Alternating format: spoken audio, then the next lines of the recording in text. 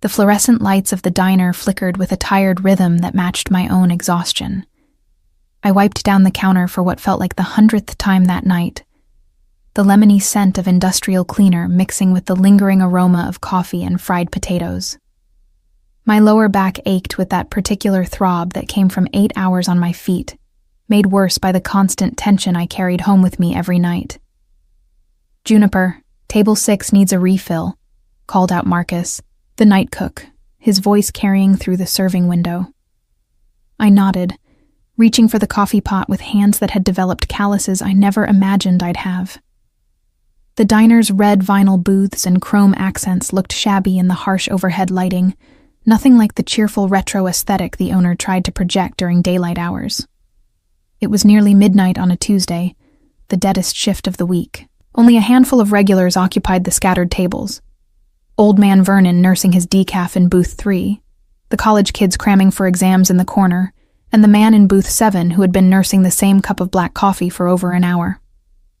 I'd noticed him the moment he walked in. It was impossible not to. He wore the kind of stillness that made the air around him feel heavier, more deliberate. His dark suit jacket hung on the hook beside him, leaving him in a white dress shirt with the top 4 buttons undone, revealing the column of his throat and the suggestion of defined collateral bones. A watch that probably cost more than 6 months of my rent caught the light as he turned his wrist to check the time. I'd been a waitress at Sal's Corner Diner for 3 years now, long enough to develop an instinct about people. This man didn't belong here. Everything about him spoke of controlled power, from the way he sat with his back to the wall, eyes constantly scanning the room, to the precise way he lifted his coffee cup.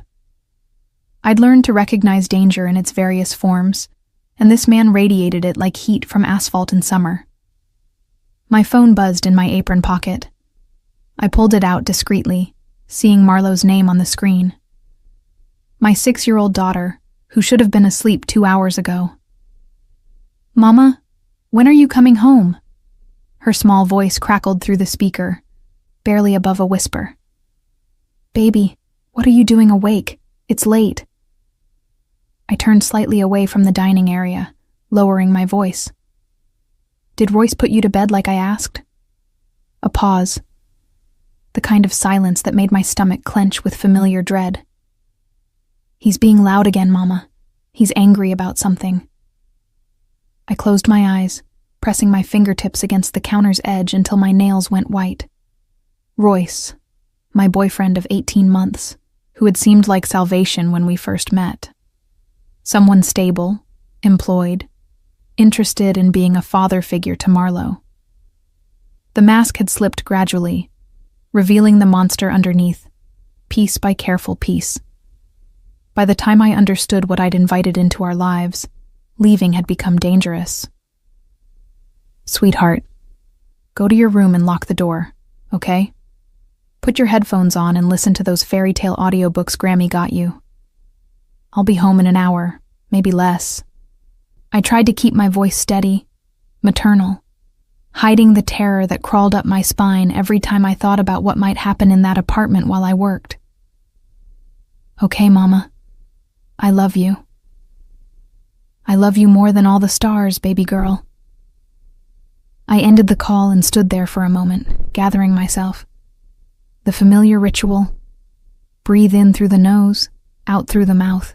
Force the fear down into that locked box in my chest where I kept all the things I couldn't afford to feel during my shift. Rent was due in 6 days. We were already 2 weeks behind. One more complaint from Royce about my attitude or my hours. One more threat to kick us out, and Marlowe and I would be on the street. "Excuse me, miss." The voice was deep, controlled, with an accent I couldn't quite place. Urban, educated, but with rougher edges underneath, like gravel wrapped in velvet. I turned to find the man from booth 7 standing much closer than I'd realized, moving with that same eerie silence I'd noticed earlier. Up close, he was even more imposing. Tall, maybe 6'2" or 6'3", with dark hair that fell across his forehead and eyes the color of cold slate. His face was all sharp angles and hard lines, the kind of handsome that made you nervous rather than comfortable. There was a scar, faint but visible, running along his jawline near his left ear. "Yes, sir. Can I get you anything else?" I asked, slipping automatically into my customer service voice, the one that hid everything real about me. "No." He studied me with an intensity that made me want to step back, but I held my ground. In my experience, showing fear only made things worse. "But I think you should know there's a child outside.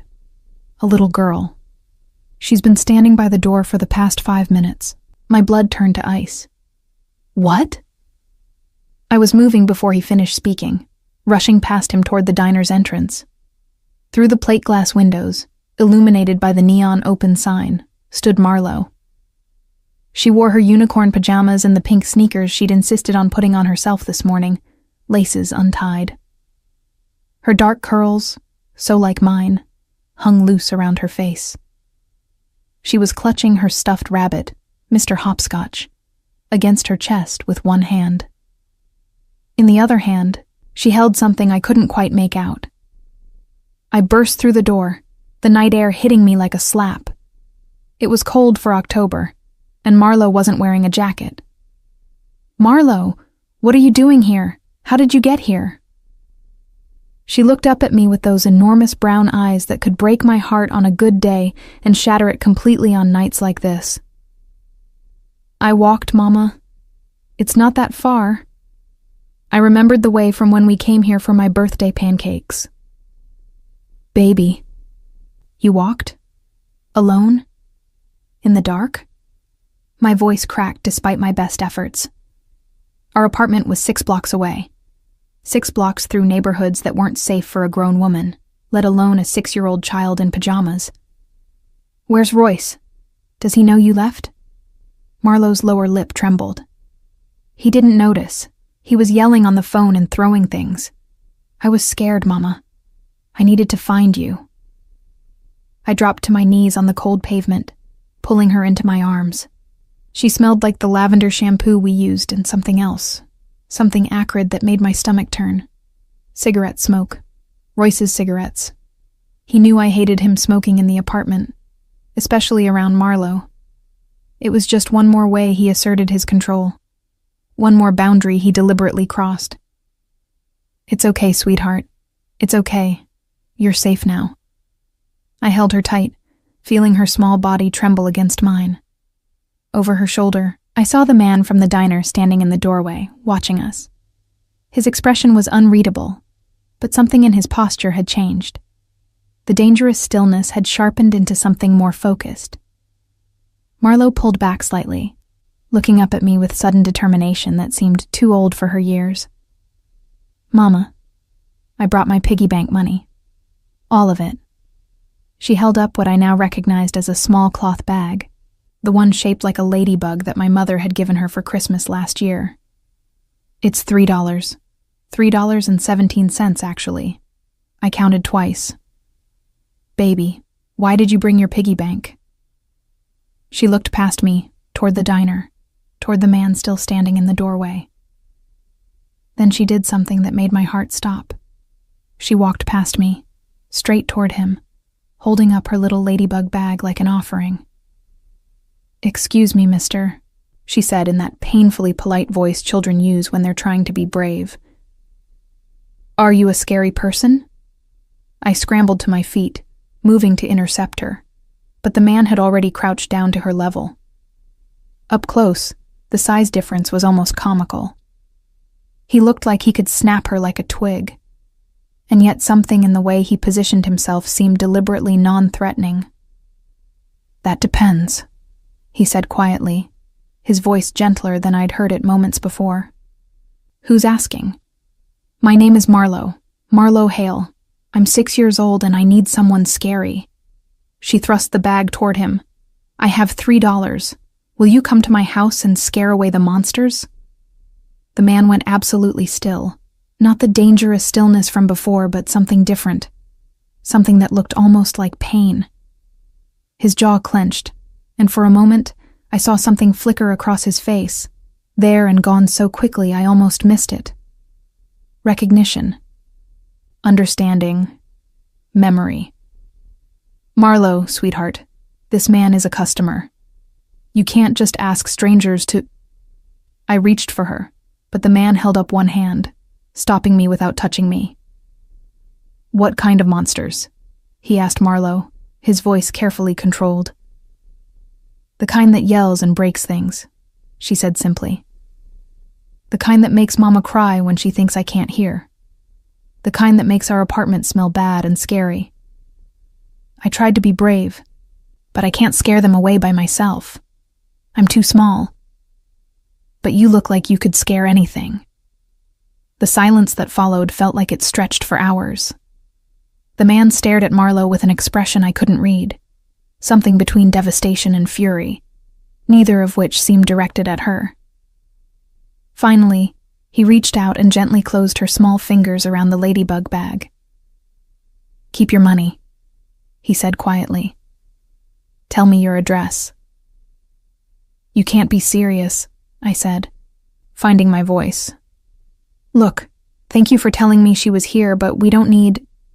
Yes, you do. He stood, his full height making me crane my neck to meet his eyes.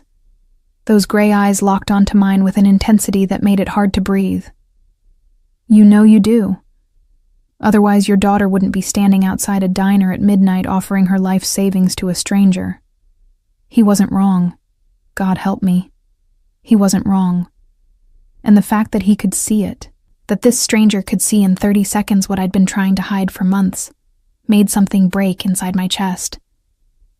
Who are you? I whispered. Someone who understands monsters, he said. Then to Marlo. What's your address, sweetheart?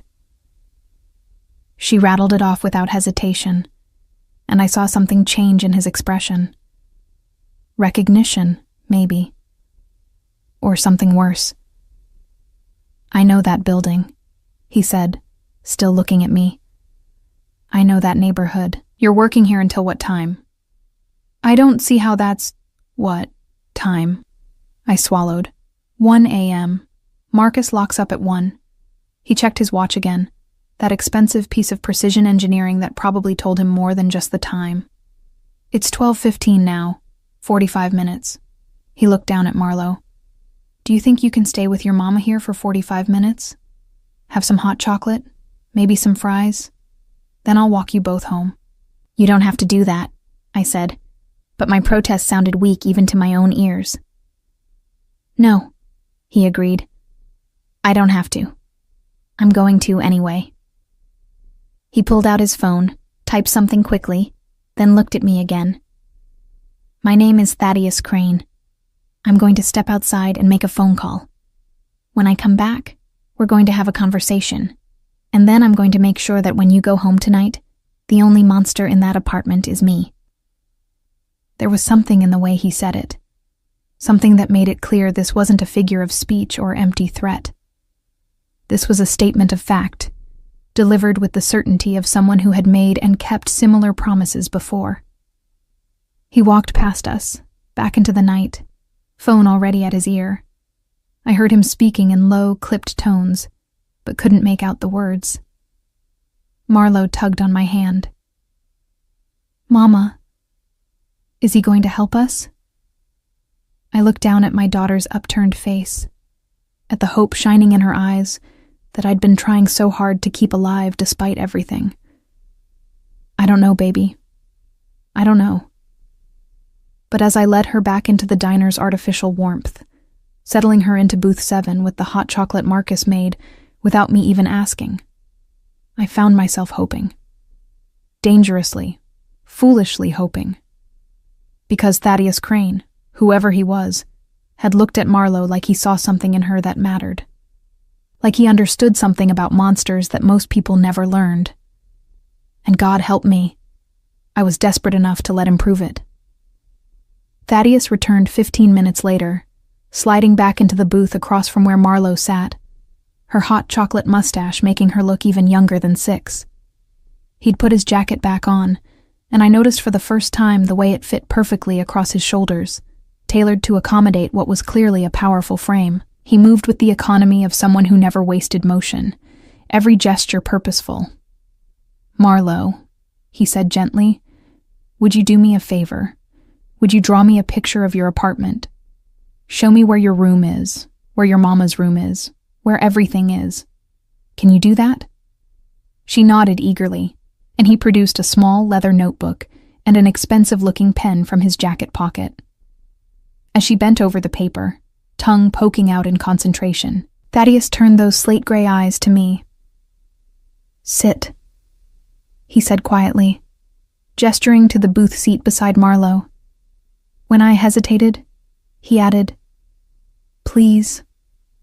I slid into the booth, close enough to Marlo to reach her if needed, but far enough that I could watch both of them. Marcus caught my eye from the kitchen window, his expression questioning. I gave him a small nod. Whatever this was, I needed to see it through. "How long has Royce Drummond been living with you?"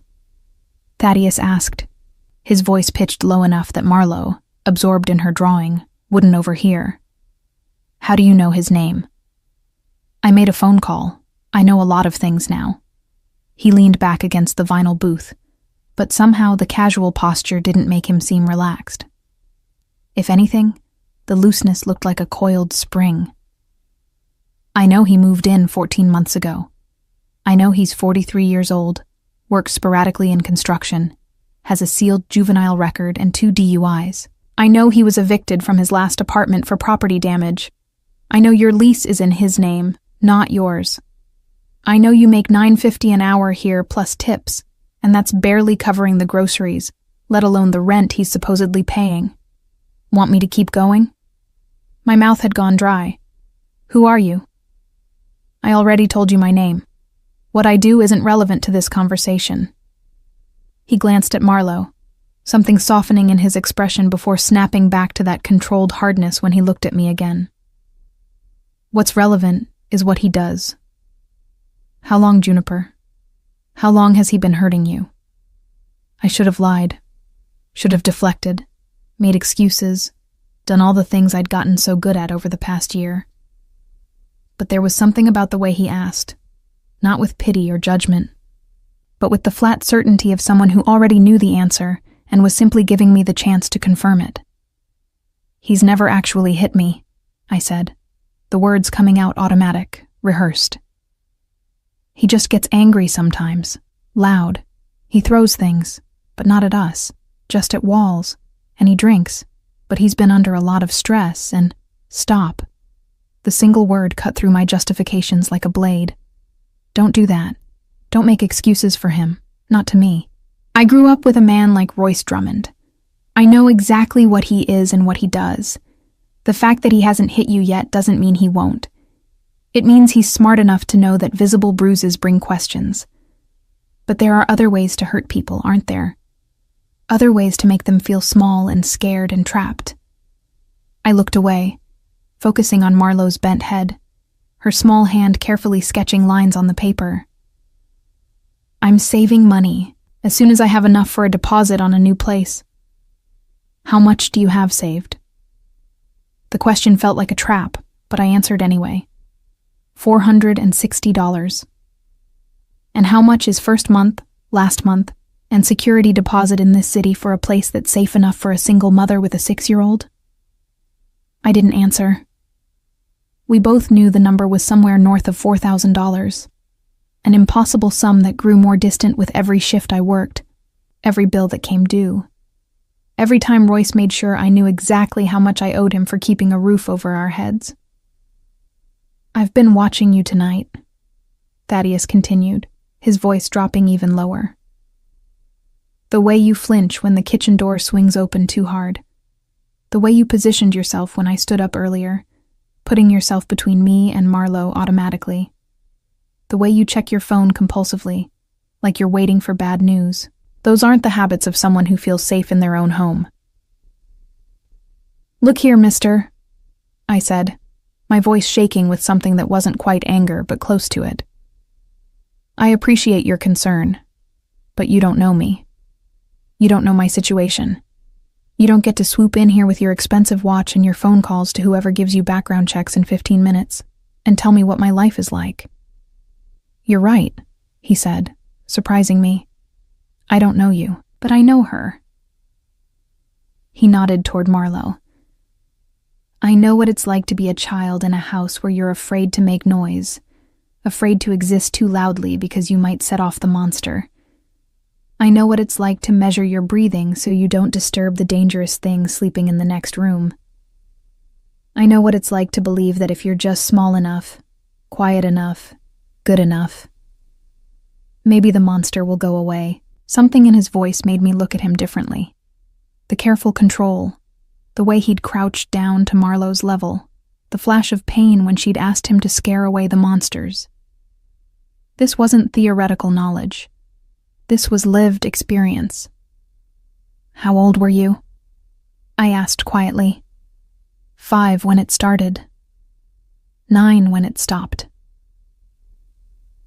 He looked at Marlo again, and this time I saw it clearly. The echo of recognition, the ghost of the child he'd been superimposed over the dangerous man he'd become. "She came to me because she's desperate, because she's tried everything else a 6-year-old can try, because she knows, somewhere in that brilliant, brave little heart, that her mother is drowning and she needs to find someone stronger than both of you combined to make the bad things stop." "Done," Marlo announced proudly, pushing the notebook toward Thaddeus. She'd drawn a surprisingly accurate floor plan of our apartment: the narrow living room, the kitchenette, the 2 small bedrooms, the single bathroom. She'd even labeled each room in careful block letters. "That's where I sleep," she said, pointing to one bedroom. "And that's where Mama sleeps. And that's where Royce sleeps when he's not in Mama's room." "Does Royce have his own room?" Thaddeus asked, studying the drawing with the intensity of someone analyzing a tactical layout. Marlo shook her head. "He keeps his stuff in the living room. His beer and his cigarettes and his tools and his clothes everywhere. Mama says we can't move it because it makes him angry." "I see." Thaddeus pulled out his phone again, took a photo of the drawing, then carefully tore the page out and folded it, slipping it into his jacket pocket. "You did a very good job, Marlo. Thank you." She beamed at the praise, then yawned hugely. "Mama, I'm sleepy." "I know, baby. We'll go home soon." I checked my phone. 12:45. 15 more minutes until my shift ended. 15 more minutes of this surreal conversation with a man who seemed to materialize danger and protection in equal measure. "I need you to make a choice," Thaddeus said, his voice still low but carrying an urgency that made my pulse quicken. "In about 45 minutes, I'm going to knock on your apartment door.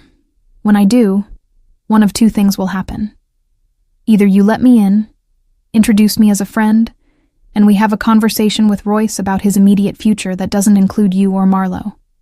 Or you don't answer, and I go away, and you're on your own. But if you choose the second option, you need to understand something. The next time your daughter offers $3 to a stranger to scare away the monsters, that stranger might not be someone who gives a damn, whether she gets hurt in the process." The weight of his words settled over me like a physical thing. He was right, and we both knew it. Marlo's midnight walk to the diner hadn't just been dangerous. It had been a miracle that nothing worse had happened. The streets between our apartment and Sal's Corner Diner weren't safe during the day, let alone at night. She could have been grabbed, hurt, killed. And she'd done it because she was 6 years old and terrified and out of options. "What exactly are you planning to do?" I asked. "Have a conversation. Make sure Royce understands that his presence in your life is no longer acceptable or sustainable. Ensure he leaves tonight and doesn't come back." Thaddeus's expression didn't change, but something in his eyes went colder. "I won't hurt him. Not unless he makes it necessary. But I will make it very clear that continuing to live in that apartment, continuing to be anywhere near you or Marlo, is not compatible with his continued comfort or well-being. You're talking about threatening him, I'm talking about removing a threat from your life. There's a difference. He leaned forward slightly. Juniper, I could have your locks changed, your lease rewritten in your name, and a restraining order filed before sunrise.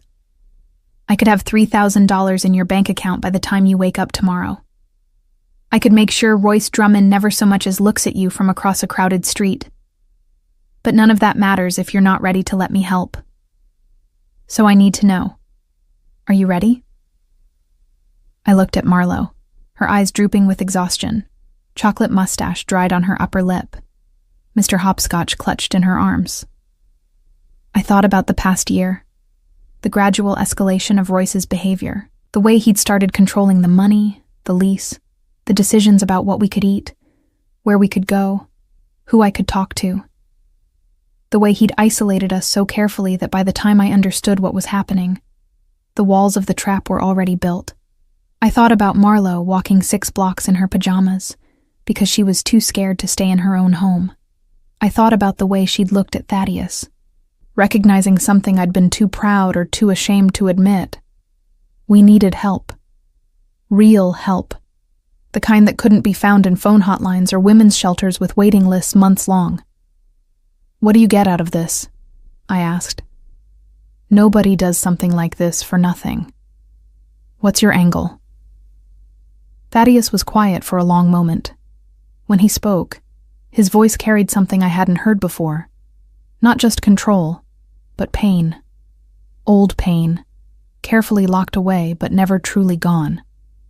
When I was 8 years old, my mother's boyfriend broke my arm because I accidentally knocked over his beer. When I was 9, a man my mother owed money to came to our apartment and had a conversation similar to the one I'm about to have with Royce. He gave her a choice, pay what she owed or he'd take it out of her son. She chose to pay. The boyfriend left that night and never came back. The man who scared him away didn't ask for anything except that my mother get clean and take care of her kid. He paused. I'm not that man. I became something different. But I remember what it felt like to be saved. And I remember thinking that if I ever had the chance to do the same for someone else, I would. So that's my angle, Juniper. I'm paying forward a debt I'll never be able to fully repay. I believed him. God help me. I believed every word. 1 a.m., I said quietly. We'll be home by 1:15. If you're serious about this, knock 3 times. I'll answer. Something that might have been relief flickered across his face. Good. Until then, Marlo stays with you. Don't go home early. Don't call Royce to tell him you're bringing someone. Don't give him any warning. Understood? I nodded. Marcus called from the kitchen. Junie, you got 1 more table wants to pay out. Then we're closed. I stood, smoothing down my apron. I need to finish closing. Can you? We'll be here, Thaddeus said. He was already pulling out his phone again, typing with quick, efficient movements. Go. We're not going anywhere. As I moved through the last 15 minutes of my shift, mechanically processing payments and wiping down tables, I kept glancing back at booth 7. Thaddeus had pulled up something on his phone that made Marlo giggle, some kind of video that had her attention completely captured. He looked nothing like a father, all hard edges and controlled danger, but the way he made sure Marlo's hot chocolate stayed within reach, the way he listened when she chattered at him about Mr. Hopscotch's adventures, the way he made her feel safe enough to relax and be 6 years old, that spoke louder than appearances. At 1 a.m. exactly, Marcus locked the front door and dimmed the lights. You need anything, Junie? You want me to walk you out? No, I said, glancing at Thaddeus. We're okay. Thank you, Marcus. He looked between us, his expression concerned but not pressing. Marcus was good people. He'd covered my shifts when Marlo was sick, never asked too many questions. Always made sure I ate something during my break. You be careful, he said finally. And if you need anything, you call me. Don't matter what time. I will. I promise. Outside, the October air had grown colder, frost beginning to form on the cars parked along the street. Marlo was mostly asleep, resting against my shoulder as we walked. Thaddeus walked slightly ahead and to the side, positioning himself between us and the street, between us and the darker doorways and alleys we passed. I noticed he kept his right hand free, his left holding what looked like car keys threaded through his fingers like an improvised weapon. "You don't have to walk with us," I said. "We know the way." "I know you do. I'm walking with you anyway." 6 blocks had never felt so long or so short. With each step, my heart hammered harder against my ribs. What was I doing? Letting a stranger, a dangerous stranger who'd somehow gotten a background check on Royce in 15 minutes, a man who spoke about breaking bones and having conversations that made people disappear. What was I doing letting him anywhere near my home, my daughter? But then Marlo shifted in my arms, her small hand tightening on my shoulder, and I remembered. I was doing what I should have done months ago. I was accepting help. I was letting someone stronger fight a battle I couldn't win alone. Our building came into view, a 4-story walk-up that had been nice once, maybe 30 years ago. Now it was just tired, paint peeling, windows that didn't quite seal, heat that worked when it felt like it. Our apartment was on the 2nd floor, 2C. As we climbed the stairs, I could hear music playing too loud from 3A, the couple in 1B arguing through their paper-thin walls. Normal night sounds in a building full of people too poor or too tired to complain. I stood in front of our door, key in hand, Marlo heavy in my arms. The apartment was quiet. No light showed under the door. Maybe Royce had passed out. Maybe he'd gone out, though his car had been in its usual spot in the lot. Maybe this would be easier than I thought. Or maybe it would be worse. Thaddeus stood behind me, close enough that I could feel his presence, but not touching, not crowding. "Breathe," he said quietly. "Whatever happens in the next few minutes, remember, you're not alone anymore. You don't have to be scared by yourself." I unlocked the door and pushed it open. The apartment was dark except for the blue glow of the television, volume muted. I could see Royce's shape on the couch, a beer bottle dangling from one hand. He wasn't asleep. The way he sat, too still, too focused, told me he'd been waiting. "You're late," he said, his voice slurred but not as drunk as I'd hoped. "Where the hell have you been? And where's the kid?" "Right here," I said, stepping inside. My legs felt like water, but I forced myself to move, to claim space in my own home. "She's fine." Royce stood, swaying slightly. Even in the dim light, I could see the anger in the set of his shoulders, the way his hands clenched. "She better be. You know what time it is? I've been sitting here worrying, thinking something happened to you both, and you just—" He stopped mid-sentence as Thaddeus stepped into the doorway behind me. The light from the hallway illuminated Thaddeus fully, and I saw Royce's expression change from anger to confusion, to something that looked almost like fear. "Who the hell are you?" Thaddeus closed the door behind him, the soft click of the latch somehow more threatening than if he'd slammed it. When he spoke, his voice was quiet, conversational, and absolutely terrifying. "Someone who'd like to have a conversation with you, Royce, about your immediate future, and about how it doesn't include this apartment, this woman, or this child." I carried Marlo to her room while Royce and Thaddeus faced each other in the living room. My hands shook as I laid her in bed, still in her unicorn pajamas, Mr. Hopscotch tucked beside her. She was half asleep, eyes struggling to stay open. "Mama," she whispered, "is the scary man going to make the monsters go away?" I smoothed her dark curls back from her forehead, my heart breaking and mending simultaneously.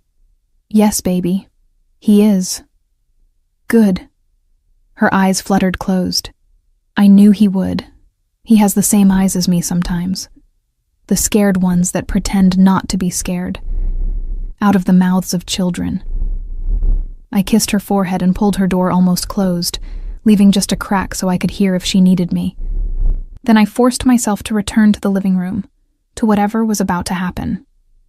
Royce had backed up against the kitchen counter, and I realized it wasn't because he was retreating.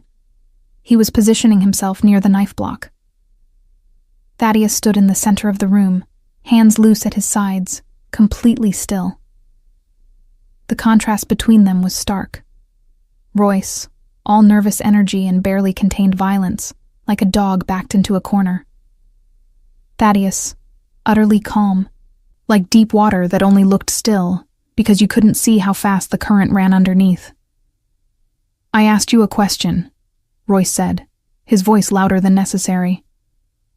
"Who the hell are you, and what are you doing in my apartment?" "Your apartment," Thaddeus repeated, as if tasting the words. "Interesting. The lease says Royce Drummond, true. But you've been living here rent-free for the past 4 months while Juniper works herself to exhaustion, paying for groceries, utilities, and everything else. So I'm curious about your definition of yours." Royce's face flushed red. "That's none of your damn business. Junie, you tell your boyfriend here to get the hell out before I call the cops." "I'm not her boyfriend," Thaddeus said, "and you're not calling anyone." He pulled out his phone, tapped the screen a few times, then turned it so Royce could see. "That's your bank account, the one you thought Juniper didn't know about, the one where your construction paychecks get deposited. $12,468. That's what you have saved while telling her you're broke, while making her split her tips with you for household expenses, while threatening to kick her and her daughter onto the street." The color drained from Royce's face. "How did you—" "I told you. I made some phone calls." Thaddeus pocketed his phone. "I also know about the warrant in Tennessee, the assault charge from 2019, the restraining order your ex-wife filed that's still active. Should I keep going?" I stared at Royce, ice spreading through my veins. Tennessee, ex-wife, restraining order, all things he'd never mentioned, never even hinted at during the 14 months we'd been together. "You're lying," Royce said, but his voice had lost its certainty. "Am I?" Thaddeus took a single step forward. Just one. But something about the movement made Royce flinch. "Here's what's going to happen. You're going to pack a bag tonight, right now. You're going to take your clothes, your tools, your cigarettes, and you're going to leave. You'll be out of this apartment in 30 minutes. Tomorrow morning, you'll go to the bank, withdraw $5,000, and have it transferred to an account I'm going to provide. Consider it back rent and damages." Royce laughed, but it sounded forced, panicked. "And if I don't, you think you can just walk in here and—" "If you don't," Thaddeus interrupted, his voice dropping to something that made the hair on my arm stand up. "Then I make a phone call to a friend in Tennessee. Within an hour, there's a warrant out for your arrest for violating your restraining order. Within 2 hours, you're in custody. Within 3 hours, your ex-wife is being informed of your location. And from what I understand, she has brothers, several of them, who've been looking for you."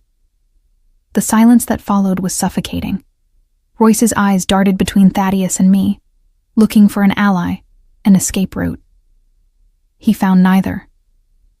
"Junie, you're just going to let this happen?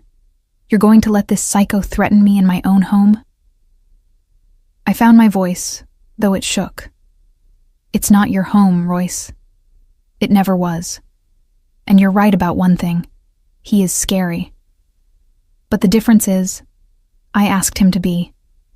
Marlo asked him to be, because we needed someone scarier than you." Something in Royce's expression shifted then, from fear to rage. He moved fast, grabbing for the knife block. But Thaddeus was faster. One moment he was standing in the center of the room. The next, he had Royce's wrist locked in his hand, the knife clattering to the floor. The movement was so smooth, so practiced, that it was over almost before it began. "Bad decision," Thaddeus said quietly. He applied pressure, and Royce gasped, dropping to his knees. Let's try this again. You're going to pack. You're going to leave. You're going to transfer the money. And then you're going to forget this address exists. Forget Juniper exists. Forget that little girl in the next room exists. Because if you don't, the next conversation we have won't be this pleasant. He released Royce's wrist, and Royce scrambled backward, cradling his hand. For a moment I thought he might try to fight, might do something stupid. But whatever he saw in Thaddeus's eyes convinced him otherwise. Fine, he spat. Fine, I'll go. But you're going to regret this, Junie. Both of you. The only thing I regret, I said, surprising myself with the steadiness in my voice, is not asking for help sooner. It took Royce less than 20 minutes to pack. He threw clothes into garbage bags, grabbed his tools from the hallway closet, snatched up his cigarettes and beer from the living room. The whole time, Thaddeus watched from his position by the door, silent and immovable. I stood by Marlowe's room, making sure she stayed asleep, making sure this nightmare was almost over. When Royce hefted his bags and moved toward the door, he paused, looking at me one last time. You think you're better off? You think Prince Charming here is going to save you? He's worse than me, Junie. I can see it. Whatever he is, whatever he does, it's darker than anything I could be. You're trading one monster for another. Maybe, I said. But this monster answers to a 6-year-old girl with $3, and that makes all the difference. Royce left without another word. The door closed behind him, and I heard his heavy footsteps on the stairs, fading away. And then, silence. Real silence. Not the tense, walking on eggshells quiet that I'd lived with for months, but actual peace. I sank onto the couch, my legs finally giving out. The adrenaline that had been keeping me upright drained away all at once, leaving me shaking. Thaddeus moved through the apartment systematically, checking the windows, examining the locks, even looking under the sink and behind the furniture. Finally, he returned to the living room. He had a spare key hidden behind the bathroom mirror, Thaddeus said, holding up a brass key, and another in the kitchen taped under the microwave. He was planning his entrances. He pocketed both keys. I'm having your locks changed tomorrow. A friend owes me a favor. He'll be here by noon. I can't afford new locks, I said automatically. You're not paying for them. He sat in the chair across from me, and for the first time since I'd met him 3 hours ago, he looked almost human. Tired. The kind of tired that lived in the bones. We need to talk about the next few days. Royce isn't stupid. He's angry, humiliated. Men like him don't just disappear quietly, even when they know they should. You think he'll come back? I think he'll want to. Whether he actually does depends on how convincing I was tonight. Thaddeus pulled out his phone again. I'm going to give you a number. If you see him anywhere near this building, near your work, near Marlowe's school, you call it immediately, day or night. Someone will answer. Someone will help. Who are you? I asked again, the question taking on new dimensions. Really, because men who can get background checks in 15 minutes, who know exactly how to make someone disappear, who have friends who owe them favors at midnight, they're not just good Samaritans. Thaddeus was quiet for a long moment, his gray eyes studying me with that same unsettling intensity. Finally, he leaned forward, elbows on his knees. You remember what Royce said? About me being worse than him? He didn't wait for me to answer. He was right. I'm not a good man, Juniper. I do things that would horrify you if you knew the details. I live in a world where problems are solved with money and violence, where loyalty is bought and sold, where mercy is a weakness to be exploited. I'm the kind of man mothers warn their children about. Then why help us?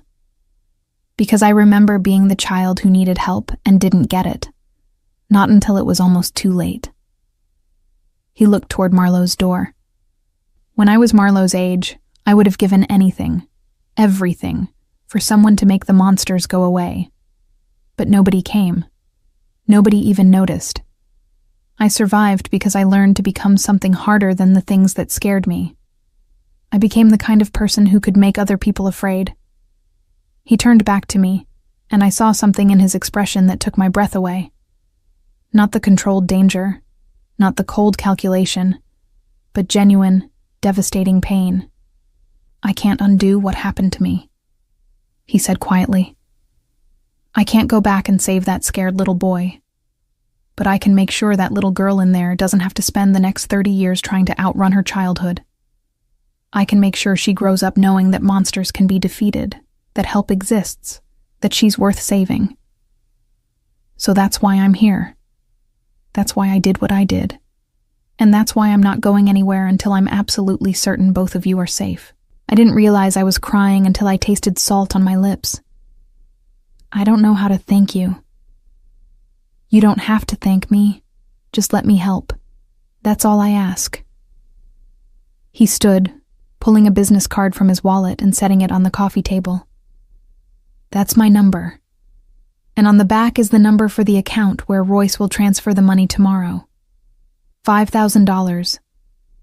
That's enough for a security deposit on a better place, enough to catch up on bills, enough to give you breathing room. I can't take money from you. You're not. You're taking it from Royce. Back rent, remember?" A ghost of a smile touched his lips. "Besides, I have more money than I know what to do with. It might as well go toward something good." He moved toward the door, and panic seized me. "Wait, are you leaving? What if Royce comes back tonight?" "He won't. He's too scared right now, too focused on licking his wounds." Thaddeus paused with his hand on the doorknob. "But if it makes you feel better, there's someone outside, watching the building. He'll be there until sunrise, just to make sure. Someone who works for you. Someone who owes me a favor, like I said. Don't worry about him. You won't even see him." He opened the door, then turned back one last time. "Lock this behind me, all 3 locks, and try to get some sleep. Tomorrow's going to be a long day, but it's going to be better than today. I promise." After he left, I did as he instructed, turning all 3 locks with trembling fingers. Then I moved through the apartment in a daze, seeing it with new eyes. How small it was, how shabby, how Royce's presence had filled every corner, his tools in the hallway, his beer bottles on the counter, his cigarette smell embedded in the furniture.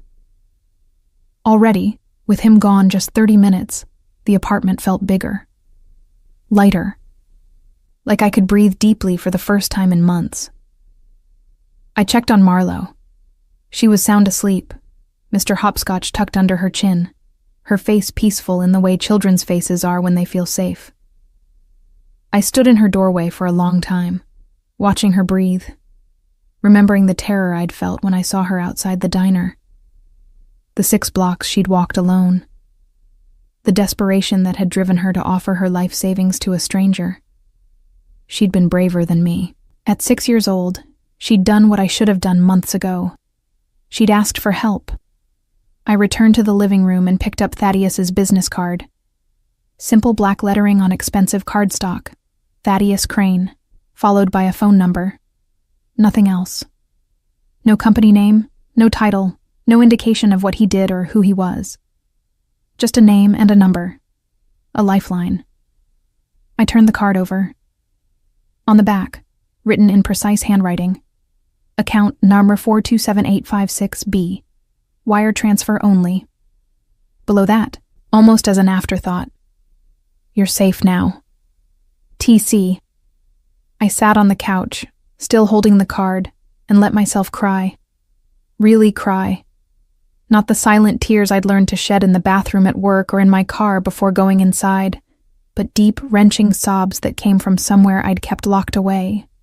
Relief, terror, gratitude, shame. All of it pouring out in waves that left me exhausted and hollow. When I finally stopped, when I'd cried myself empty, I realized something. For the first time in 14 months, I was alone in this apartment, and I wasn't afraid. Royce was gone. Really gone. Not just out for the evening, not just passed out drunk, but gone. And more than that, there was someone watching the building.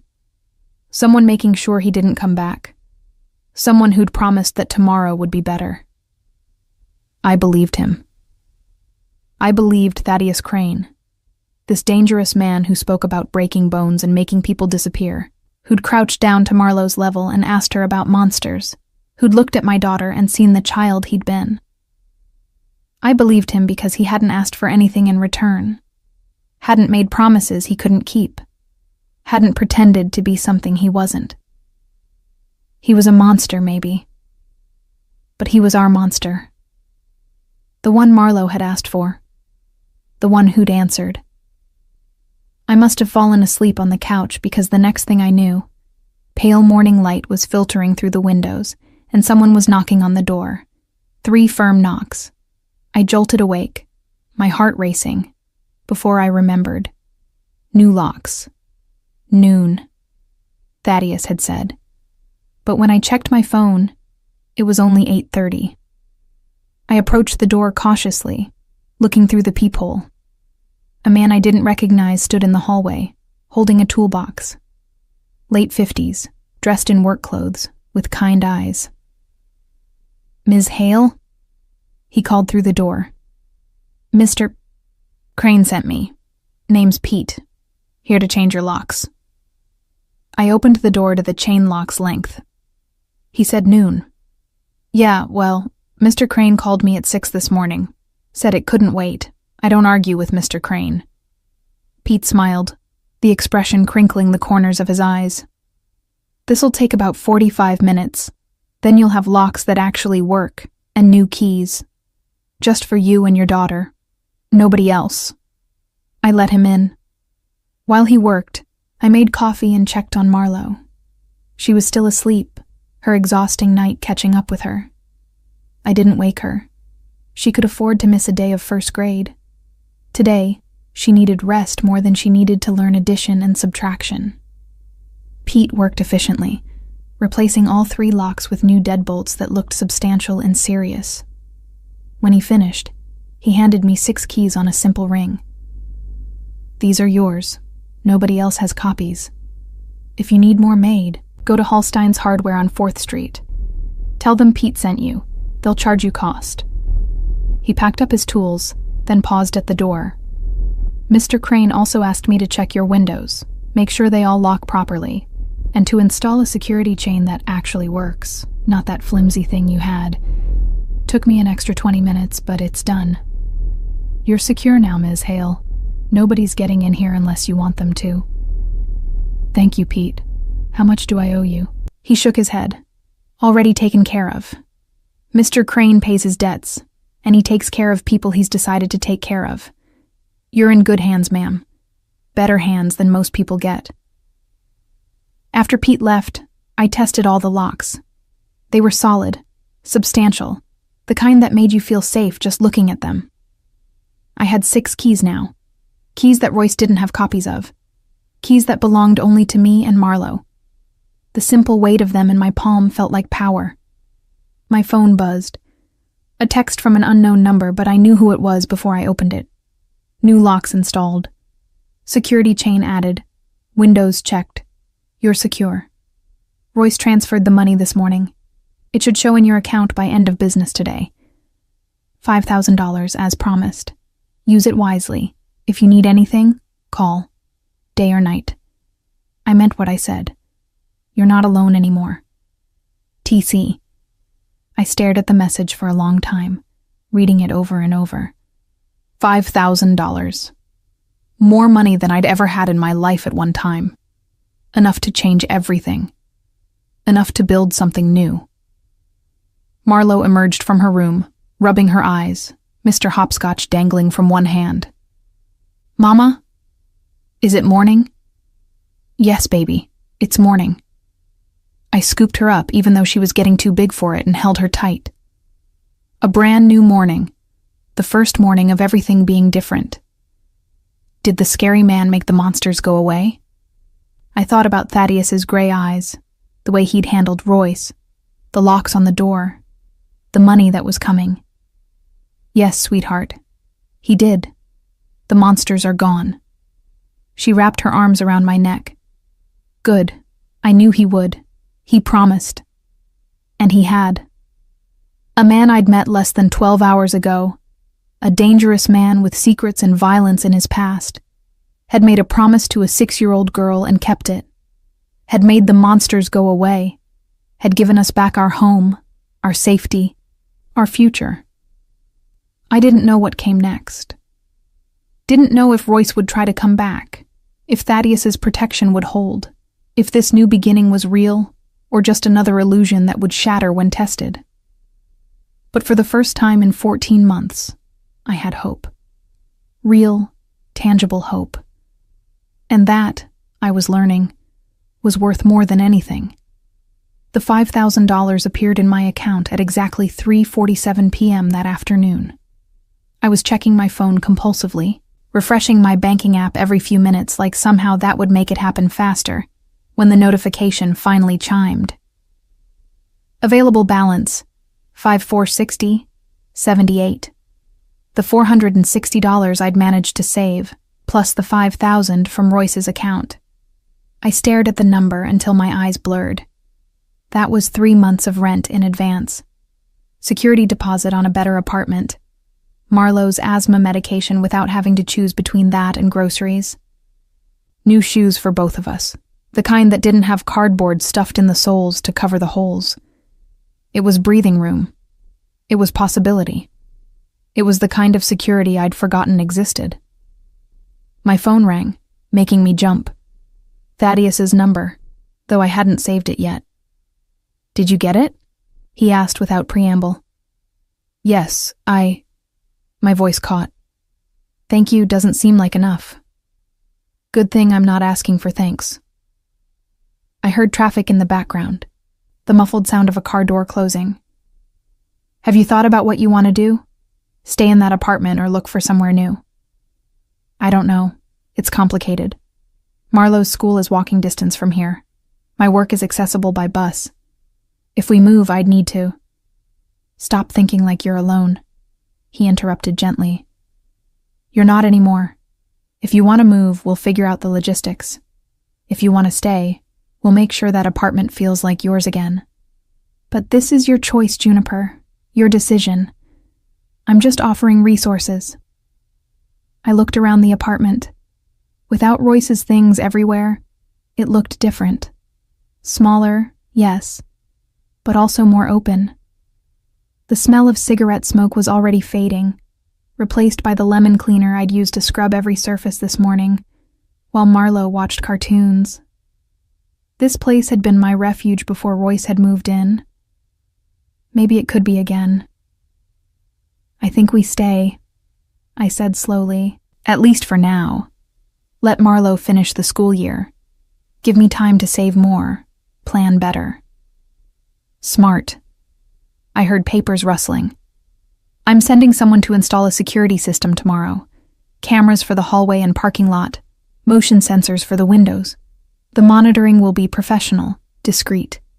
You'll have an app on your phone that alerts you to any unusual activity." That sounds expensive. It is. Fortunately, I can afford it. "Thaddeus, I can't keep letting you—" "Yes, you can." His voice was firm, but not unkind. "Here's what you need to understand. I don't do things halfway. When I commit to helping someone, I see it through. That means making sure you're actually safe, not just temporarily safe. Royce might be gone, but fear takes longer to leave. The security system isn't for him. It's for you. So you can sleep without checking the locks 5 times. So Marlowe can play without worrying about who might come to the door." He was right, and I hated that he was right, because it meant accepting more help, becoming more indebted to someone whose world operated by rules I didn't understand. "What do you want from me?" I asked quietly. "Eventually. Because nobody does all this without expecting something. The silence on the other end stretched long enough that I thought he might have hung up. Finally, what do I want? I want to know that 15 years from now, Marlo graduates high school without being afraid of her own shadow. I want to know that she doesn't grow up thinking the world is full of monsters she has to appease. I want to know that you get to live a life where you make choices because you want to, not because you're terrified of what happens if you don't. That's what I want, Juniper. Nothing more complicated than that. That's not realistic. People don't work that way. Most people don't. I'm not most people. He paused. I know this is hard to accept. You've been surviving on your own for so long that trust feels like weakness. But I'm asking you to try anyway. Not because I need you to, but because you and Marlo deserve to have someone in your corner. After we hung up, I sat with those words for a long time.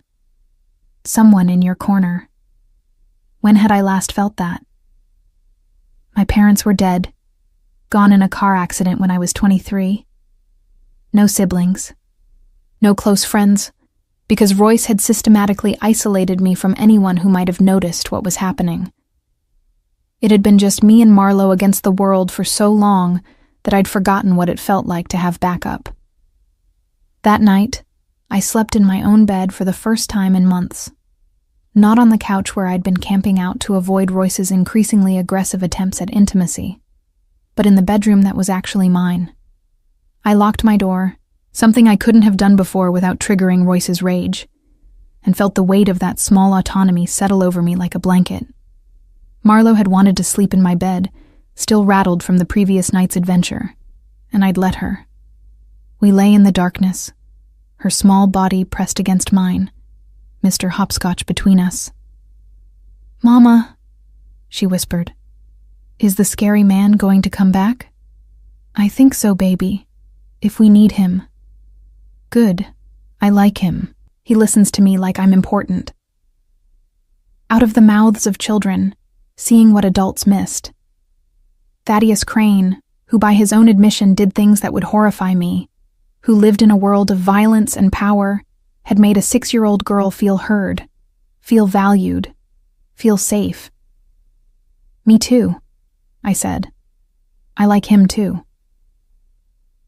The next 2 weeks passed in a strange state of hypervigilance mixed with growing peace. The security system was installed by a team of professionals who worked with quiet efficiency and didn't ask questions.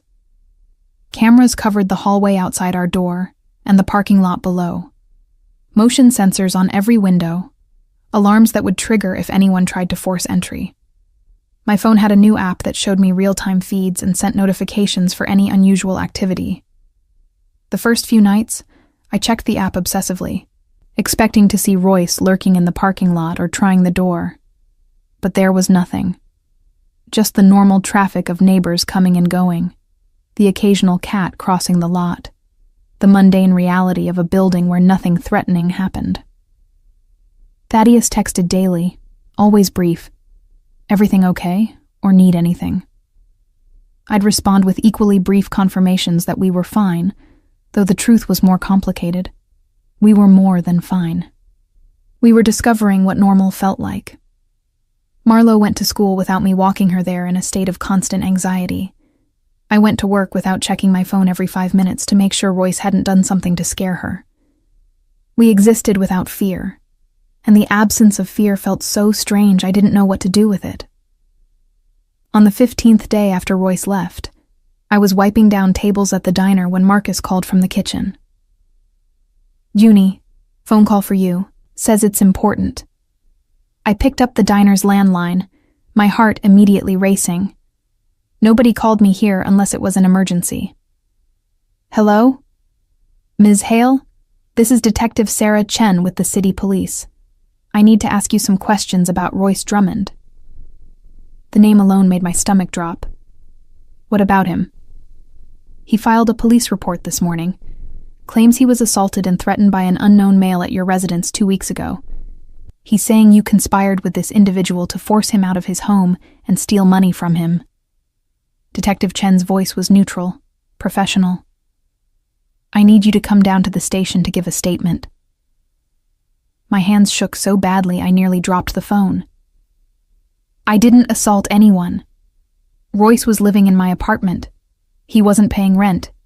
He was—" I stopped, not sure how much to say, how much might incriminate me or Thaddeus.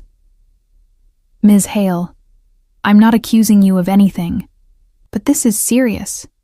He's claiming someone threatened him with bodily harm, that money was extorted from him. I need to hear your side of the story. Can you come in tomorrow morning, say 10 a.m.? I agreed, because what else could I do? After we hung up, I stood in the kitchen doorway, my mind racing. Royce had gone to the police. He was fighting back, the way Thaddeus had predicted he might. And now there would be questions, official questions, about a night when a dangerous man had shown up at my apartment and made Royce leave through what certainly looked like threats and intimidation. I needed to call Thaddeus, needed to warn him, needed to ask what I should say, how I should handle this. But before I could pull out my phone, Marcus touched my shoulder gently. "Whatever's happening, Uni, you got people who care about you. Don't forget that." He pressed a business card into my hand. Different from Thaddeus's, this one had a woman's name, Rebecca Solis, attorney at law. "My sister. She does a lot of pro bono work for women in difficult situations. If you need a lawyer, call her. Tell her I sent you. She'll help." That night, I did call Thaddeus. He answered on the first ring. "Detective Chen," I said, without preamble. "Royce filed a report. They want me to come in tomorrow for a statement." "I know. Detective Chen called me 3 hours ago." His voice was calm, unsurprised. "I've already spoken to my attorney. She'll meet you at the station tomorrow morning, 9:30, before your appointment. Her name is Rebecca Solis. That's Marcus's sister. I know. I made some calls after I met you. Figured it was smart to have a lawyer lined up who already understood your situation, who you could trust." He paused. "Juniper, this is important. Tell the absolute truth. Don't lie. Don't embellish. Don't try to protect me. Rebecca will be with you the whole time. She'll make sure you don't say anything that could be used against you." "What about you? If I tell the truth, they'll know you were there, that you—" "I can handle myself. You focus on taking care of you and Marlo. That's all that matters." But it wasn't all that mattered. The thought of Thaddeus facing charges because he'd helped us, because he'd scared away the man who'd been terrorizing me and my daughter, made me feel sick. "I'm sorry," I whispered. "This is my fault." "No," he said firmly. "This is Royce's fault, and his miscalculation. He thinks the police will scare you, make you vulnerable again. He's wrong. All he's done is ensure that everything he did to you and Marlo comes out officially. Every threat, every instance of financial control, every time he made you afraid in your own home. It's all going on record now, and that record will make it a lot harder for him to pretend he was the victim." Rebecca Solis met me at the police station the next morning, exactly as Thaddeus had promised. She was in her early 40s, with sharp eyes and a no-nonsense demeanor that reminded me of her brother. She shook my hand firmly and immediately set about explaining what would happen. "They'll ask about the night Royce left. They'll want details about who was there, what was said, what happened. You tell them the truth. A friend helped you understand that Royce wasn't legally entitled to stay in your apartment rent-free, that he agreed to leave and to repay money he'd essentially stolen from you over the past year. You don't speculate about what might have been said when you weren't in the room. You don't assume anyone was threatened. You stick to what you personally saw and heard. But they'll want to know who the friend was. They'll ask about Thaddeus. And you'll give them his name if they ask directly. But you won't volunteer information. You won't describe him as dangerous or threatening. You'll describe him as someone who helped you understand your legal rights and ensured those rights were respected. That's all true, isn't it?" It was, technically. The truth, just carefully framed. The interview with Detective Chen was easier than I'd feared, mostly because Rebecca was there, occasionally stepping in when questions became leading or assumptive. I told the truth about Royce moving in, about how he'd gradually taken control of finances, about his temper, his drinking, the way he'd made me feel trapped. I told them about the night he'd been yelling, about Marlo walking to the diner because she was scared, about Thaddeus being there and helping me understand I could ask Royce to leave. And did Mr. Crane threaten Mr. Drummond? Detective Chen asked, her pen poised over her notepad. I wasn't in the room for most of their conversation, I said carefully. I was putting my daughter to bed, but when I came back, Royce was packing. Nobody was hurt. There was no violence. Royce left voluntarily. According to Mr. Drummond, he left because he was afraid for his physical safety. Mr. Drummond made me afraid for my safety for 14 months, I said, my voice stronger than I'd expected. He controlled the money, the lease, the decisions about my life and my daughter's life. He drank heavily, yelled constantly, made our home feel dangerous. I was terrified every single day. So if he felt afraid for one night, if he finally understood what he'd been putting us through, then yes, maybe that's what convinced him to leave. But that's not the same as being threatened with violence. Detective Chen studied me for a long moment. Ms. Hale, I'm going to be honest with you. The picture Mr. Drummond painted and the picture you're painting don't match. But I've been doing this job long enough to recognize when someone's been living in fear. I see it in the way you hold yourself, the way you automatically positioned yourself between me and that door when you sat down. I see it in your daughter's intake forms from school, the ones that note she's been anxious, having trouble concentrating, asking the nurse if she can stay in the office during recess because she doesn't feel safe. My throat tightened. I hadn't known Marlo had been talking to the school nurse. I'm going to look into Mr. Drummond's claims, Detective Chen continued, but I'm also going to look into Mr. Drummond's history, the restraining order in Tennessee, the assault charge, the pattern, and then we'll see whose story holds up better. After we left the station, Rebecca walked me to my car. You did well in there. You told the truth without incriminating yourself or Thaddeus. Detective Chen is smart. She'll figure out what really happened, and Royce's complaint will likely go nowhere. And if it doesn't? If they decide to press charges against Thaddeus? Rebecca smiled slightly. Thaddeus Crane has very good lawyers. The best, actually. He'll be fine. You focus on rebuilding your life.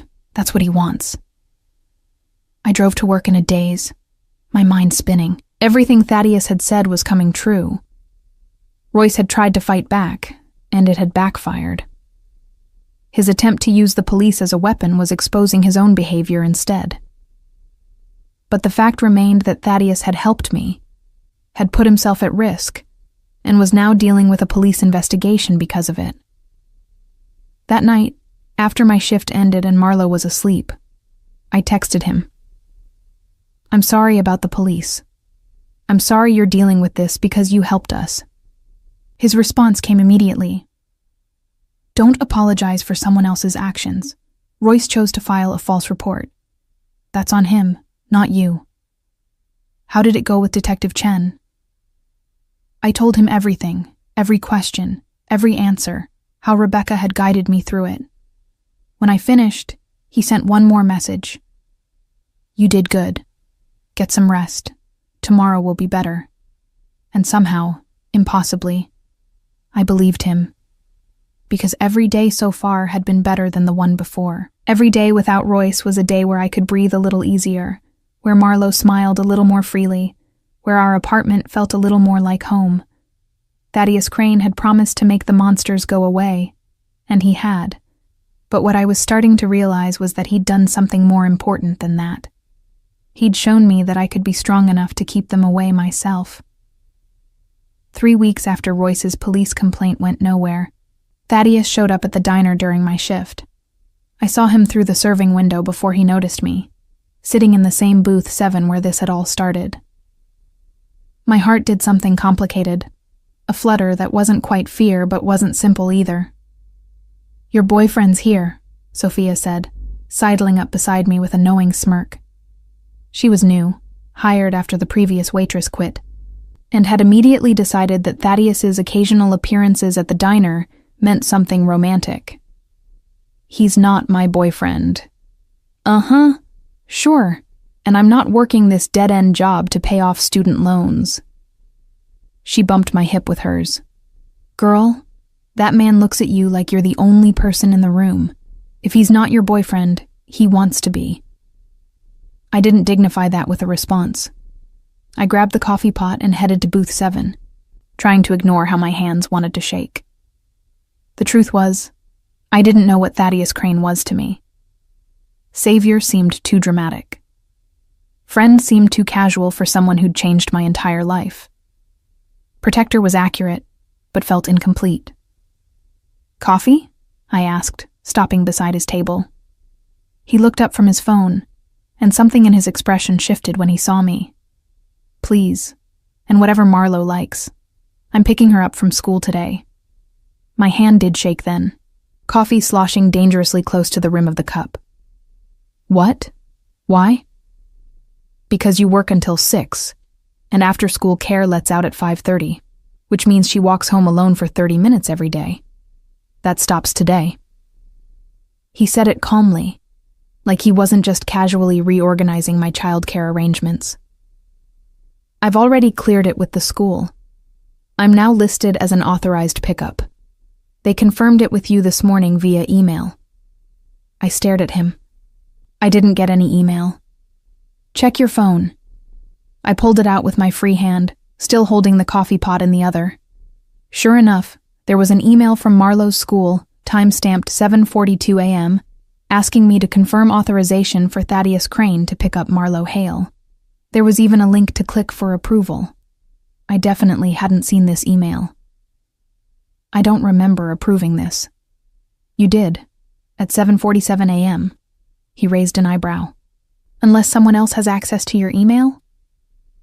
I had a vague memory of being half asleep this morning, checking my phone in bed, clicking through notifications without really reading them. "You couldn't have just asked me?" "I am asking you. Right now. I'm asking if you trust me to pick up your daughter from school, take her for ice cream or to the park, and bring her home safely by 5:30 so you can finish your shift without worrying." "Why would you do that?" "Because I can. Because it helps you. Because Marlowe deserves to have someone who shows up for her reliably." He paused. "And because I want to." The simple honesty of that last statement undid something in my chest. "You want to spend time with my 6-year-old daughter." "I do. She's smart, funny, brave as hell. She reminds me that not all kids grow up afraid, that some of them get to be saved before the damage sets too deep. Spending time with her makes me remember why I bother doing what I do." I set the coffee pot down on the table before I dropped it. "Thaddeus, you don't owe us this. You've already done so much. The locks, the security system, the money, dealing with the police. You don't need to become a part of our daily lives." "What if I want to be?" The question hung in the air between us, loaded with implications I wasn't ready to examine. Before I could respond, Marcus called from the kitchen that table 3 needed their order. "I have to work," I said, grabbing the coffee pot. "If you're serious about this, about picking up Marlowe, she gets out at 3. Her classroom is B7. She'll probably be excited to see you. She talks about you constantly." Something in Thaddeus's expression softened. "Does she?" "She calls you the scary man who isn't scary to us. It's her highest form of praise." He smiled then, a real smile that transformed his face from dangerous to something almost gentle. "I'll be there at 3. I walked away before I could say something stupid, like that watching him smile made me feel things I had no business feeling about a man I barely knew. A man who'd entered my life through violence and control, even if it had been violence and control directed at protecting me. That afternoon, I left work early, claiming a headache so I could be home when Thaddeus brought Marlowe back. I told myself it was because I needed to see this with my own eyes, needed to confirm that he was actually safe with my daughter. The truth was more complicated. They arrived at 5:15, Marlo chattering excitedly as they came up the stairs. I heard her voice before I saw them, telling some elaborate story about her friend Emma and a playground incident involving a lost tooth. And then Emma said her mom was going to take her tooth and give her $5 whole. But I told her about how you gave me my $3 back, and how that was even better, because it meant I got to keep my money and get help too. And Emma said that sounded like magic, and I said maybe it was. And they appeared at the top of the stairs, Marlo holding Thaddeus's hand like it was the most natural thing in the world, chattering away while he listened with what appeared to be genuine interest. He was carrying her backpack in his other hand, and what looked like a stuffed animal I didn't recognize. "Mama!" Marlo ran to me, throwing her arms around my waist. "Mr. Thaddeus took me to the park and we fed the ducks and he got me this." She held up the stuffed animal, a duck with a goofy expression. "His name is Quackers." "It's nice to meet Quackers," I said, then looked at Thaddeus. "Thank you for picking her up." "My pleasure." He set Marlo's backpack down inside the door. "She has homework, math worksheet and spelling words. We went over them at the park. She's got most of it done." Of course he'd helped her with homework. Of course he'd made sure she was ahead rather than behind. "Can Mr. Thaddeus stay for dinner?" Marlo asked, looking up at me with those enormous, hopeful eyes. "Please. I want to show him my room and my drawings and Mr. Hopscotch." I should have said no. Should have maintained boundaries, kept distance between my life and Thaddeus's. But Marlo's face was so bright with happiness, and Thaddeus was looking at me with an expression that suggested he wanted to stay, but would understand if I said no. "Do you like spaghetti?" I asked him. "It's about all I know how to make. I love spaghetti." So Thaddeus Crane stayed for dinner in my tiny apartment, sitting at my second-hand table while Marlo showed him every drawing she'd made in the past month. He admired each one seriously, asking questions about her artistic choices, complimenting her use of color. He helped set the table when I asked, navigating my cramped kitchen without making it feel more crowded. He ate the simple pasta I'd made like it was a gourmet meal, complimenting the sauce I'd gotten from a jar. It felt domestic, normal, like this was something we did regularly, like he belonged here. In this space I was still reclaiming as my own. After dinner, while Marlo was brushing her teeth, Thaddeus helped me wash dishes. We worked in companionable silence, me washing, him drying, falling into a rhythm that shouldn't have felt so natural. "This was nice," I said quietly. "Thank you, for picking her up, for helping with homework, for staying. Thank you for letting me." He set down the plate he'd been drying. "Juniper, I want to talk to you about something." The serious tone made my stomach clench. "Okay. Royce's restraining order hearing is next week, the one his ex-wife filed. The judge is considering expanding it to include you and Marlo, given his pattern of behavior and his recent complaint. Rebecca thinks you should be there, to testify if needed about what happened. Will he be there? Royce?" "Yes. His lawyer is fighting the expansion, claiming he's the victim, that you and I conspired against him. It's going to be uncomfortable. But it's also going to put everything on public record, which protects you long-term." I nodded, trying to absorb this. "Will you be there?" "If you want me to be." "I do." The words came out more fervently than I'd intended. "I don't think I can face him alone." "You won't have to. I'll be there." He moved closer, and I was suddenly very aware of how small my kitchen was, how close we were standing. "Juniper, there's something else. Something I need you to know before this goes any further." "Further?" "This." He gestured vaguely between us. "Whatever this is becoming, You deserve to know exactly who I am, what I do. No more vague references to a world you don't understand. You deserve the truth. My mouth went dry. Okay. I run an organization that operates in the shadows of this city. We handle problems that the police can't or won't touch. We protect people who fall through the cracks of legitimate systems. We enforce consequences when the law fails to do so. What I do isn't legal. It's not always moral by conventional standards. But it's necessary, and I'm very good at it. You're telling me you're in the Mafia.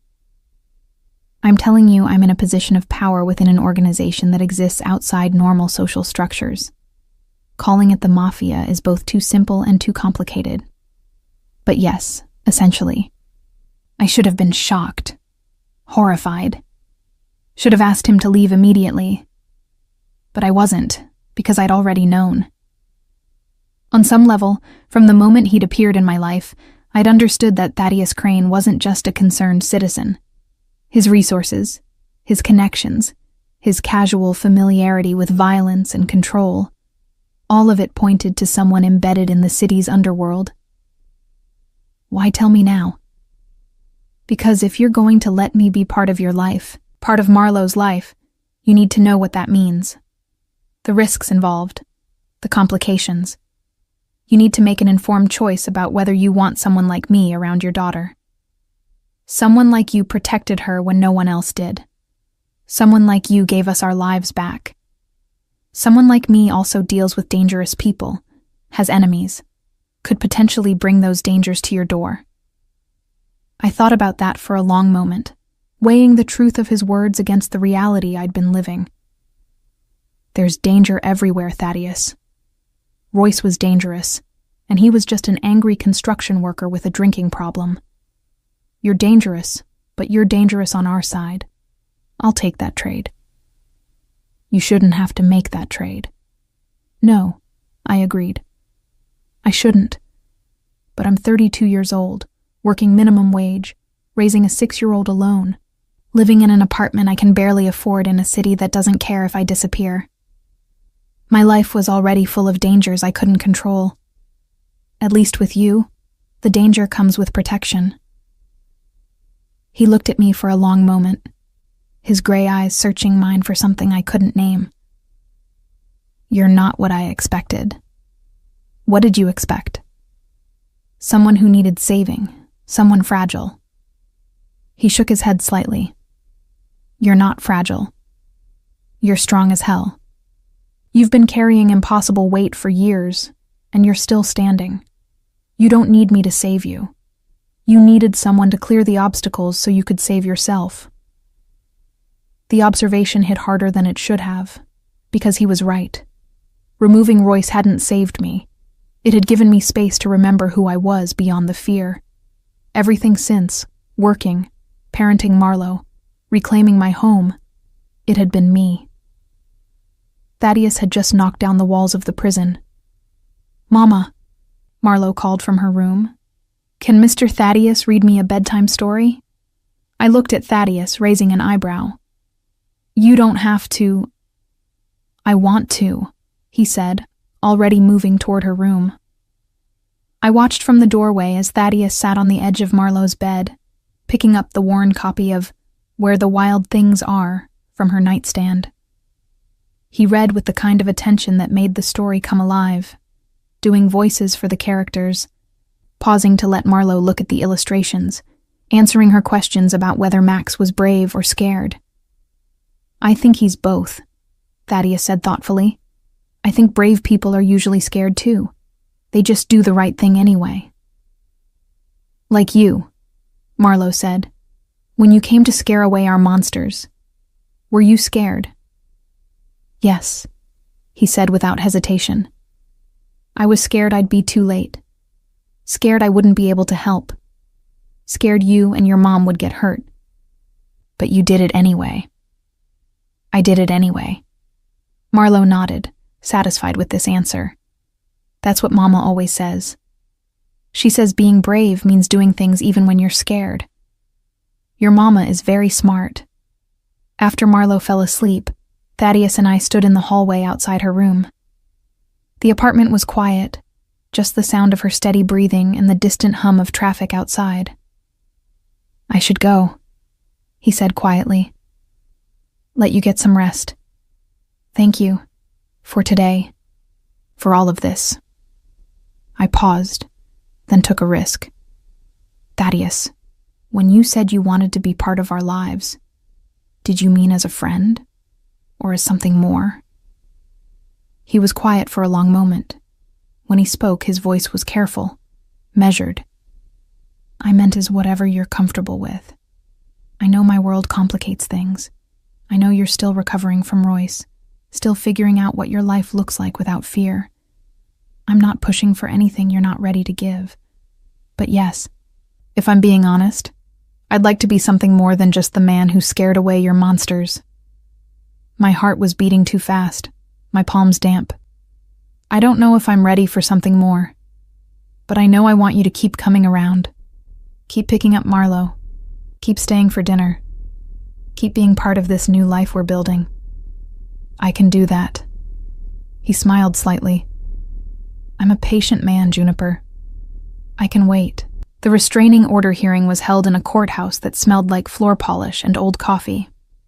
I sat beside Rebecca Solis in the gallery, Thaddeus on my other side, his presence solid and grounding.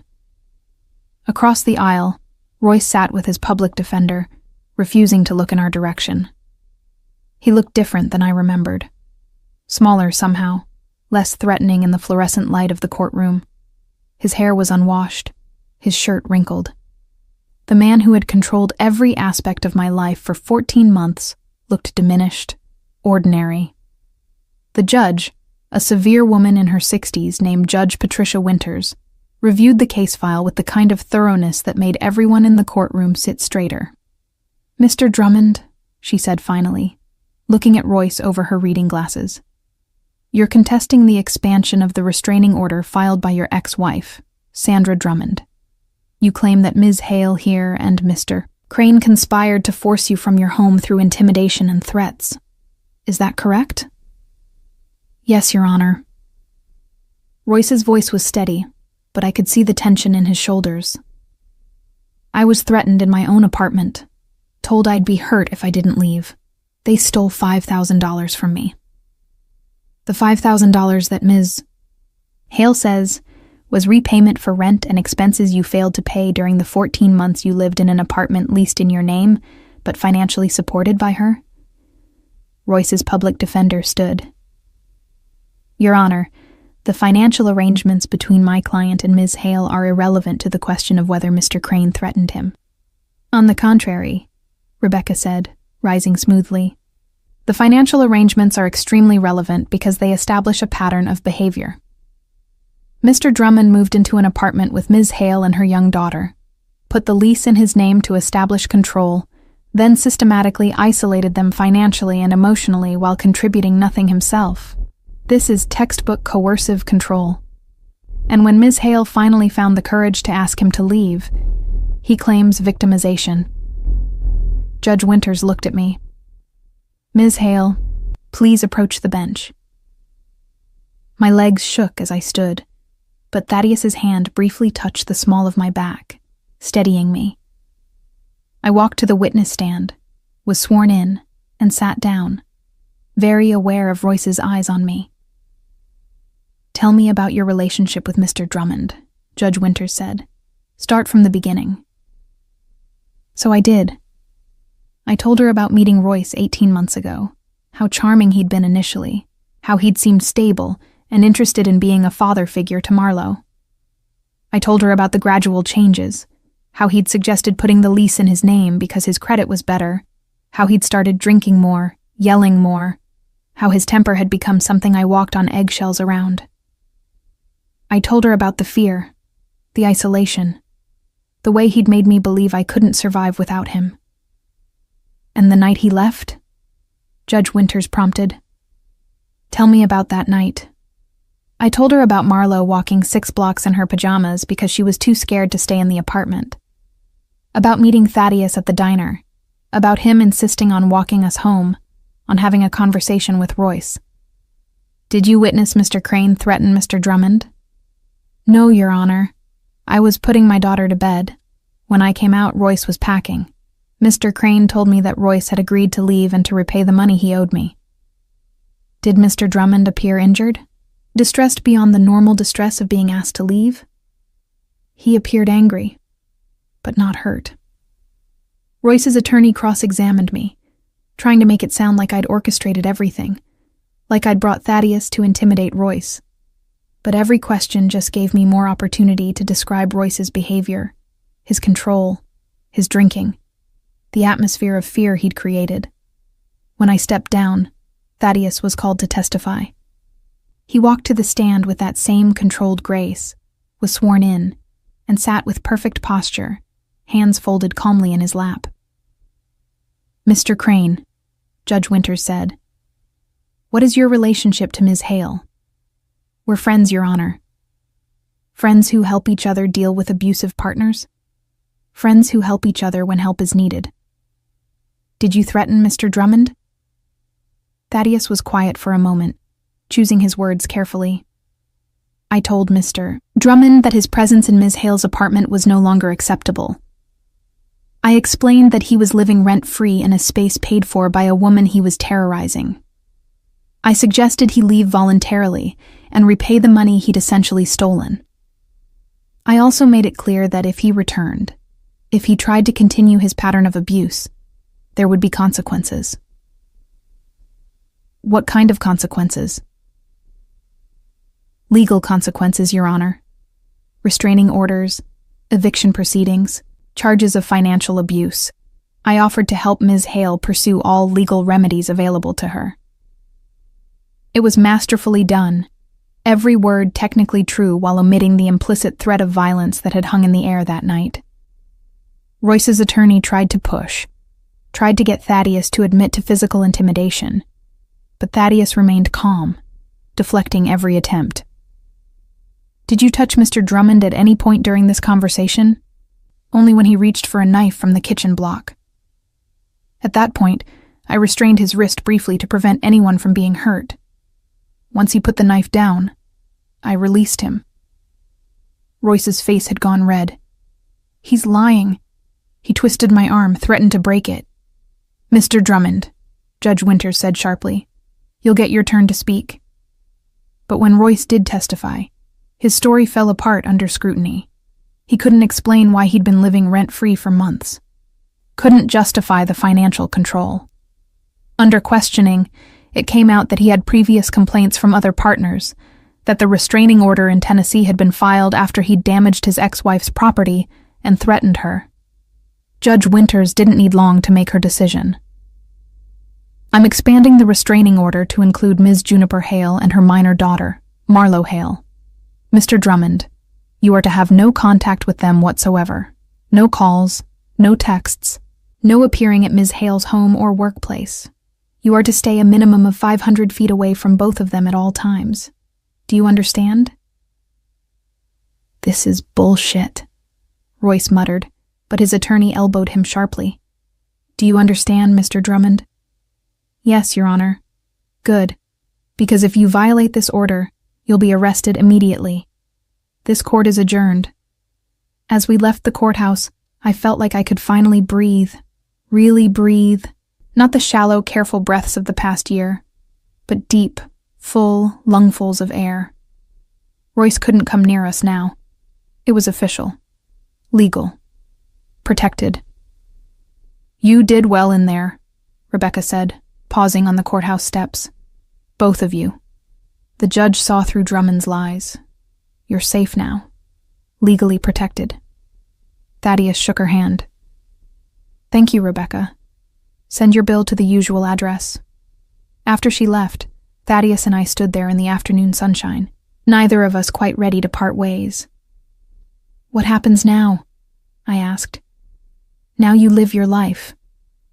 The life you deserve, without fear, without looking over your shoulder. What about you? Where do you fit in this life I'm building? He looked at me for a long moment, his gray eyes unreadable. Wherever you want me to fit. I meant what I said, Juniper. I'm patient. I can be your friend, your support system, someone who shows up when you need help. Or I can be more, if you ever decide you're ready for that. But there's no pressure, no expectations. I thought about the past 6 weeks, how he'd shown up consistently, picking up Marlo from school, staying for dinner twice a week, always asking what I needed, never demanding anything in return. How Marlo talked about him constantly, had started drawing pictures of him as one of her family. How I'd started looking forward to seeing him, started noticing the way his face softened when he smiled, started feeling something more complicated than gratitude. I think, I said slowly, that I'd like to try more. Carefully. Slowly. But more. Something shifted in his expression, the careful control dropping away to reveal genuine joy. Yeah? Yeah. But Thaddeus, you need to understand something. Marlo comes first, always. If this thing between us doesn't work, if it gets complicated or dangerous or wrong, I need to know you'll step back gracefully. Marlo will always come first, he agreed. I wouldn't have it any other way. And if this doesn't work, I'll step back. But I'll still be there for her. Because she's not just your daughter anymore. She's important to me. Separately. As her own person. That did it. Those words broke down the last of my resistance. I stepped closer, rising on my toes, and kissed him. Just a brief press of lips. Nothing dramatic, but it felt like a promise. Like the beginning of something I'd been too scared to hope for. When I pulled back, Thaddeus was smiling. Really smiling. Not the controlled version, but something genuine and warm that made him look younger. Dinner tonight? He asked. My place. I want to cook for you and Marlo. Show you that I can actually do more than just scare away monsters. You cook? I'm Italian. Of course I cook. So that evening, Marlo and I went to Thaddeus's home for the first time. Not the penthouse I'd imagined, but a converted warehouse in an industrial area that had been transformed into something beautiful. Exposed brick, soaring ceilings, floor-to-ceiling windows overlooking the river. It was massive, and somehow still managed to feel warm. Marlo was entranced, running from room to room, exclaiming over everything. Thaddeus gave her the tour, showing her his collection of books, his telescope positioned by the window, even his kitchen with its professional-grade appliances. You really do cook, I said, watching as he effortlessly prepared chicken piccata while simultaneously making pasta from scratch and keeping Marlo entertained with stories about learning to cook from his grandmother. I told you. Italian. He winked at me, and something in my chest fluttered. We ate at his massive dining table, just the three of us in that huge space, and it didn't feel empty. It felt like the beginning of something. After dinner, Marlo fell asleep on Thaddeus's couch, exhausted from excitement and a full stomach. Thaddeus carried her to his guest room, laying her down gently and covering her with a soft blanket. She can stay here tonight, he said quietly as we stood in the doorway watching her sleep. There's a room for you too if you want. No pressure, just an offer. I looked at Marlo, peaceful in this safe space, then at Thaddeus, this dangerous, complicated man who'd somehow become essential to our lives. We'll stay. That night, after Marlo was settled and the apartment was quiet, Thaddeus and I sat on his couch overlooking the city lights. We talked for hours about his childhood, about how he'd climbed from poverty and violence to build his organization, about my dreams for Marlo, for myself, about the future we might build together. I never thought I'd have this, he admitted, his arm around my shoulders, my head resting against his chest. A family, something normal, something good. We're not normal, I pointed out. No, he agreed. We're better than normal. We're survivors who found each other.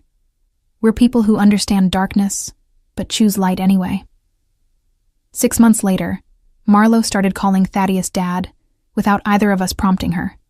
She just started, casually, like it was the most natural thing in the world. And maybe it was. A year after that night in the diner, Thaddeus asked me to marry him, not with a dramatic proposal, but quietly, while we were doing dishes after dinner, Marlo's laughter echoing from the other room where she was playing with Quackers and Mr. Hopscotch. "Marry me," he said. "Make this official. Let me be Marlo's father legally, not just in her heart. Let me be your partner, your co-parent, your family." I said yes before he finished asking. We got married in a small ceremony. Just us, Marlo, and a few close friends. Marlo was the flower girl, taking her job very seriously, scattering petals with intense concentration. When the officiant asked if anyone objected, Marlo raised her hand. "Yes, sweetheart," the officiant asked, clearly trying not to laugh. "I object to not getting cake soon. Can we do the cake part now?" Everyone laughed, and Thaddeus scooped her up, kissing her forehead. "Soon, princess. Let us finish getting married first." "Okay, Dad." And just like that, we became a family. Not a conventional one, not one that made sense on paper, but a real family, built on shared trauma transformed into shared strength, on a 6-year-old's bravery and $3, on a dangerous man who'd remembered what it meant to be saved. Years later, when Marlo was 16, and we were having one of those teenage fights that tested every parent's patience, she yelled at me, "You know what? I'm glad Dad found us, because you would have stayed with Royce forever if I hadn't gone to that diner." She stormed off to her room, slamming the door. Thaddeus, who'd witnessed the whole exchange, put his arm around me. "She's not wrong," I admitted. "She's also not right. You would have found a way out eventually. You're stronger than you think." "Maybe, but I'm glad I didn't have to do it alone." "You'll never have to do anything alone again," he promised. "That's what family is for." And he was right. We weren't just Thaddeus Crane's family. We were a unit, a team, a collection of survivors who'd found each other at exactly the right time. We were living proof that sometimes monsters can be defeated, that sometimes scared little girls know exactly who to ask for help, that sometimes $3 and immense bravery can change everything. Marlo never forgot the night she walked 6 blocks in her pajamas to find someone scary enough to chase away the monsters. Even as an adult, she told that story, about the bravest thing she'd ever done, about the night she saved herself and her mother by offering her entire piggy bank to a stranger who turned out to be exactly what they needed. You know what the scary man said that night? She'd say, years later, with Thaddeus sitting beside her, gray-haired now but still formidable. He said, "Keep your money." He didn't want anything except to help. That's how I knew he was safe, because monsters always take things. Heroes give them back. And every time she told that story, I'd look at Thaddeus, at this man who'd heard a child's desperate plea and answered it, who'd seen echoes of his own trauma and chosen to spare others that pain. This man who'd become my husband, Marlo's father, our family's foundation. "Thank you," I'd whisper to him, and he'd always answer the same way. "Thank you for letting me." Because in the end, that's what this was always about. Not about being saved, but about having the courage to accept help when it was offered. About a 6-year-old girl who'd been braver than any adult, who'd walked into the night offering $3 for safety, and found instead something priceless. A family that chose each other, healed together, and loved fiercely. Marlo had asked for someone to scare away the monsters. What she got was so much better. She got a father who would move heaven and earth to keep her safe. A mother who learned to be strong again. And a family built not on fairy tale perfection, but on real survival, real love, and real commitment to protecting each other from the darkness. Sometimes the best families aren't born. They're forged in moments of desperate bravery, in midnight diners, in the decision to ask for help when everything else has failed. And sometimes, just sometimes, the scary man turns out to be exactly the hero you needed all along.